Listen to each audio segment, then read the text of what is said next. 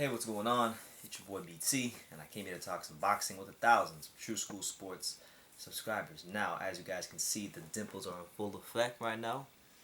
I'm smiling from cheek to cheek because I'm very happy to report the news that Roman Chocolatito Gonzalez will be returning to the ring December the 23rd on the undercard of Ryota Murata versus Stephen Butler in Japan. So this is very welcoming news for me here on True School Sports. As if you're new to the channel, if you're not really familiar, if you haven't watched me over the last few years, this guy Romo Gonzalez is my favorite fighter of all time. I love this guy because he's been everything right with boxing over the last decade. Really, he's been, to me, he's the fighter of the decade. He's the fighter of the decade. It's not even a contest for me because this guy has taken on all comers. No tune-ups most of the time. He's fighting these guys, elite fighters, back to back to back. He's scaling weight classes. In 3 of the 4 fights where he became the world champion, he's knocking the champion out. Um, he's humble in victory, humble in his very few defeats. He's extremely exciting. There's no way in hell you can hate on Roman Gonzalez, and if you do, you're just not a good person. Straight up, you're not a good person if you hate Roman Gonzalez. Okay. With that being said, December the 23rd, he's fighting a Filipino fighter whose name I can't pronounce, but I'll try. I think it's Diomel Diacos. 14 and 5, 14 5 and 3 with 4 KOs. And this Filipino fighter, just having a quick look at his box record because I've never seen him fight. I don't know much about him. Um, in his 5 losses, he's only been stopped at 1 time. And he's 26 years old, so he's a young guy.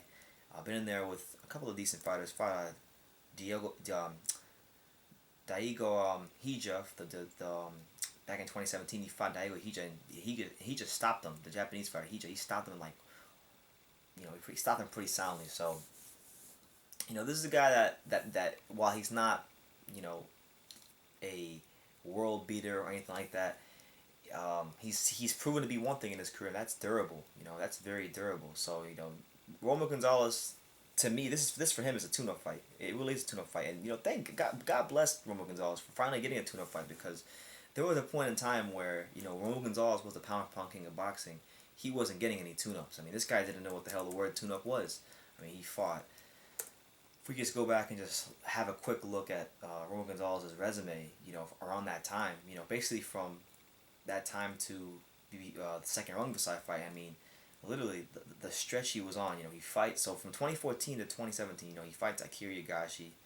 Um, the one tune-up he had in that period of time was he fought Valentin Leon, but then he fought Rocky Fuentes, Edgar Sosa, Brian Valoria, McWilliams Arroyo. Moves up to fight Carlos Quadras with no tune-ups in his 4th weight class, and then Rungvisai twice. So that 8-fight stretch was very, very tough for Roman Gonzalez. So the fact that, okay, yeah, he fought Moises Fuentes last year, that was a tune-up. Inactivity, uncertainty with his career, he's getting another tune-up. So get your tune-ups in, champ, and go ahead and push on for bigger and better things because right now as it stands, if we look at Roman Gonzalez, he's still a factor in these divisions. If we look at the rankings, and we're going to head and go to the rankings because there is a possibility that Roman Gonzalez could be getting a title shot in 2020. Right now as it stands, Roman Gonzalez is ranked number 2 by the WBC, ranked number 3 by the WBA. He's not ranked by the IBF, and he is not ranked by the WBO, but he's ranked in 2 of the 4 sanctioning bodies in the top 5. So you're looking at Roman Gonzalez maybe in the next year getting a title fight against Gaio Estrada in a rematch if he can win, or Cal Yafai, if those two don't try to unify the belts next year. Personally, I think Roman Gonzalez can beat either one of those guys if he shows up at his best. Obviously, Gaio Estrada to me would be the tough of the 2 fights, but they're both tough fights nonetheless for Roman Gonzalez. So, this fight is important because he has to win these fights to get to those fights. Now, the negative part about this whole fight with the Filipino guy on the undercard of Ryota Murata versus Stephen Butler is that it was reported that more than likely it will not receive any sort of television, no TV, no exposure. So I think that's disrespectful to Roman Gonzalez. I understand he's not a Japanese fighter like Ryota Murata or Akira Yagashi, but this guy was the pound-for-pound king of boxing. This guy should be on TV every time. Every time he fights, he should be on TV. So the fact that they're not going to give him any sort of television time, it kind of goes to show you like how quickly and how fickle boxing can be. Not too long ago, he had a exclusive. He was pretty much one of the faces of HBO boxing.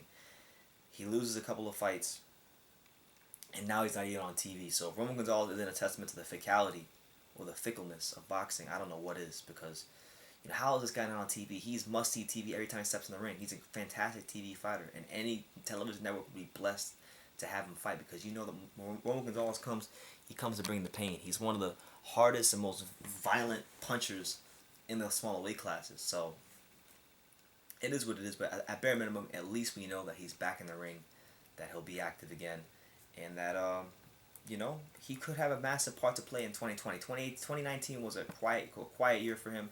2018 was a quiet year for him, but 2020 with a win here, he might have one last important chapter to write in his boxing story in 2020, either against Cal Yafai or Gael Estrada, in title fights. And then if he wins those fights, he can ride off into the sunset, and he's gonna go to he's a future first ballot Hall of Famer. So yeah, that's the news. Roman Gonzalez returning to the ring.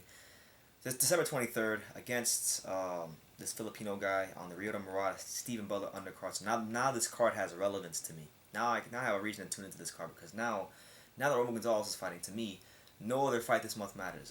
Comey Lopez doesn't matter. Tony Harris and Charlo doesn't matter. Nothing else matters but Roman Gonzalez. But unfortunately, we can't watch it, so I'll just have to follow it on Twitter, I guess. But let me know what you guys think. The real TBE is back, and he's looking to push on for a last world title.